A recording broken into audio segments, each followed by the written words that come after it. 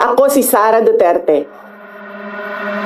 Tatakbo bilang Pangulo ng Pilipinas. I believe that the defense establishment must be represented. I know that they were invited yesterday. Are they here? DND? Nandiyan po. Si Yusek. Okay, thank you very much. I would just like to put on the table, Mr. Chair, ang mga binabanggit po ng mga ahensya ng gobyerno, yung mga plano. Importante po, it is done in record time. At ang pinakamahalaga ay alamin magkano ba ang continuing appropriations sa GAA 2025 na maaring gamitin ngayon sa krisis. Pangalawa, ano ba ang nakaprovide sa GAA 2026 na pwedeng gamitin para sa krisis na ito? Huwag na tayo lost in translation or nagmamaang-maangan na may krisis. Until we define it as a crisis, we will not act in record time to save our people. So, each agency represented here must act as if we are in a crisis, because we are in a crisis.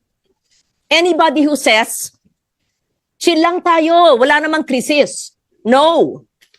Halintulad ko sa climate crisis. Not now. If we never admit there's a climate crisis, we will not take care of our climate and environment. If we do not admit that there's a crisis in the Middle East affecting our OFWs and their families, affecting the prices of our petroleum products, energy, food prices, transport, and displacing millions of Filipinos, the agencies will not act with urgency. And so that is what I put on the table.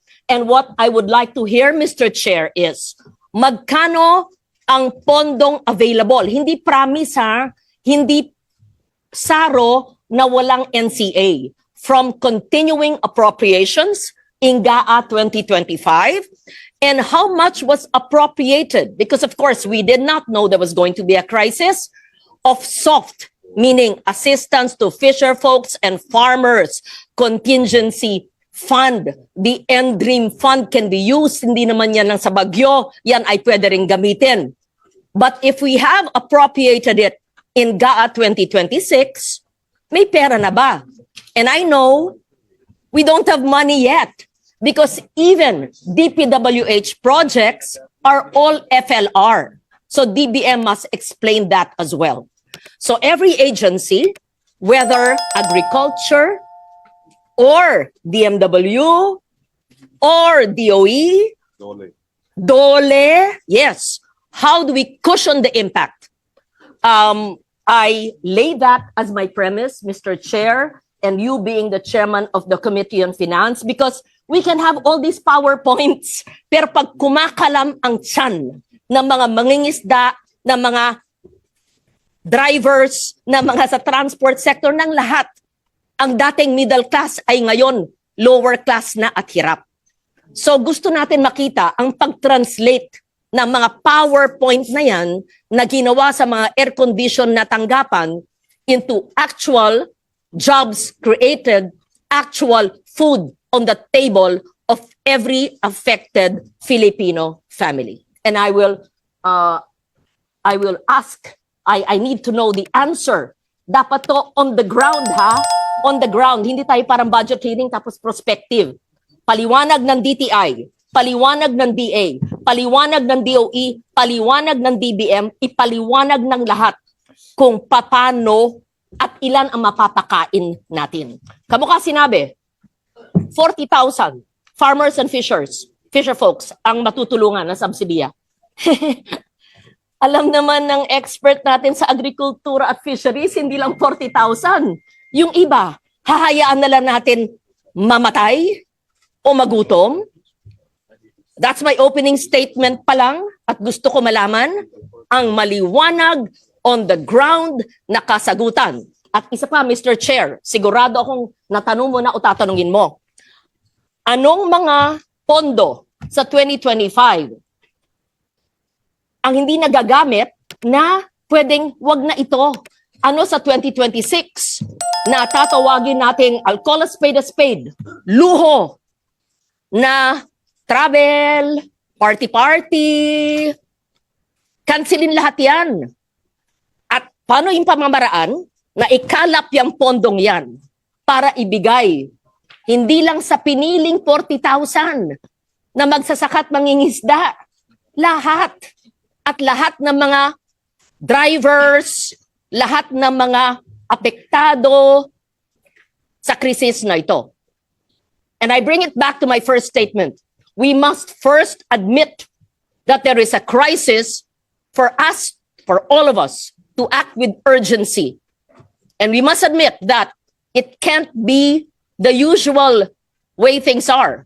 And everybody in government, especially in the executive, must admit on regular times, you are slow, painfully slow. And the DBM knows this. And we know that because we've been doing the budget for decades now.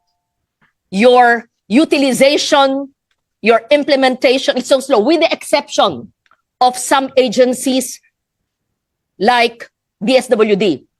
I think SecRex is the only cabinet member. When I call half a ring, he answers. And he's quick, he's on the ground, he knows what's happening. I wish everybody could emulate that. Yung iba nagatago. So having said that, Mr. Chair, I did not want to deliver a motherhood opening statement. I want to hear from DTI, how will you lower the prices of basic commodities? I want to hear from the DOF and BIR and DOE and ERC. How will you delete the collection of VAT on those that are not supposed to be VATable? And I hope you know what I'm talking about. You better be prepared. Kung nandito ang SFA, bakit hindi yung iba? You're too busy? Is this not the most important thing? Admit there's a crisis. You must have a crisis action plan. And not that we don't appreciate the presence of a dear friend, Yusek Wimpy Fentabella, of course, who's very competent, who's been with the DOE for quite a while. But to give it the importance, if SecRex and Sec T. Laurel could be here, why should the DOE secretary be exempted from this? When DBM is here. DBM is here, pag kayo and NEDA, pag kayo ay humihingi ng mga budget ninyo, maski overnight, nandyan kayo. Pero pag crisis action plan, marami kayong dahilan. The Senate will not allow that. Unless you are not admitting that we are in a crisis situation. Then you're lost in translation o nahihibang. Because everyone must act as if we were an ICU situation. That's how it should be. Not to enrage the people and not to let the people panic.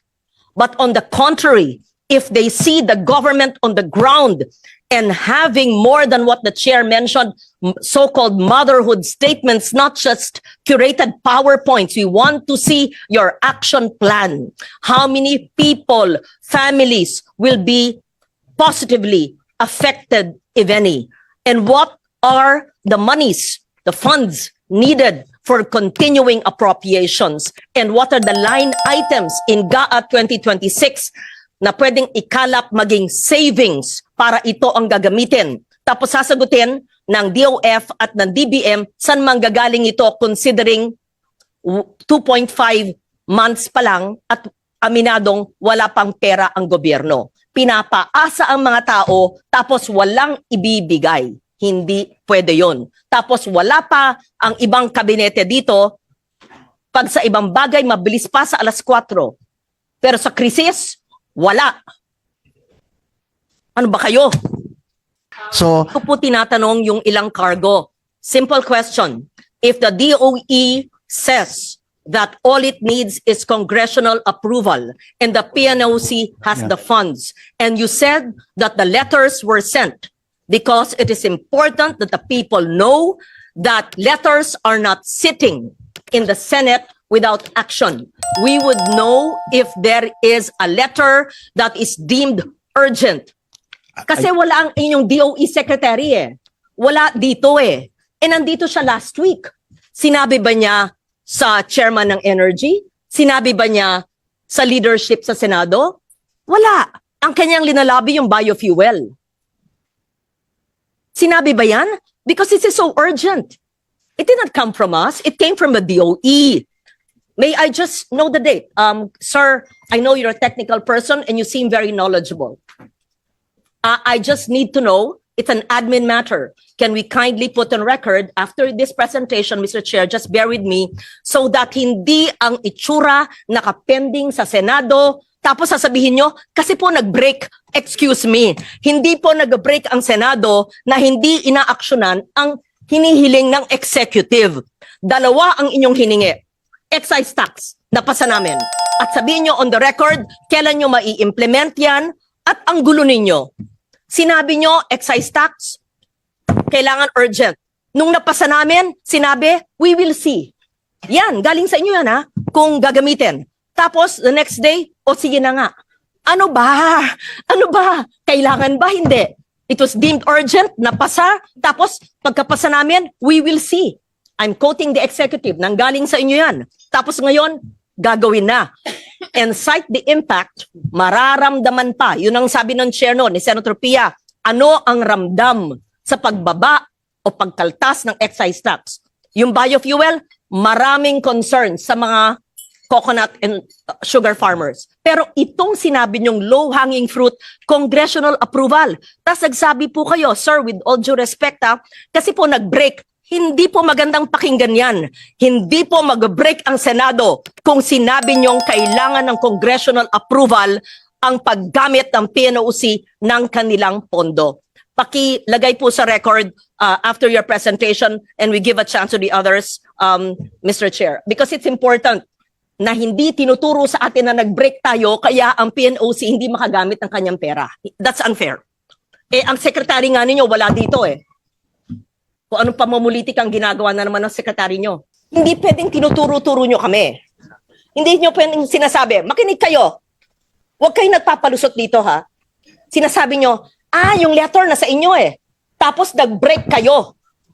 Double jeopardy, hindi pwede yon. Sorry, hindi po kami papayag nun. Kung alam po namin hindi kami mag-break, tama po ang chair. Tinan mo nga, mag-break. Gusto nyo Holy Week, magtrabaho tayo dito eh. Darating lahat ng secretary. Burn the midnight candle.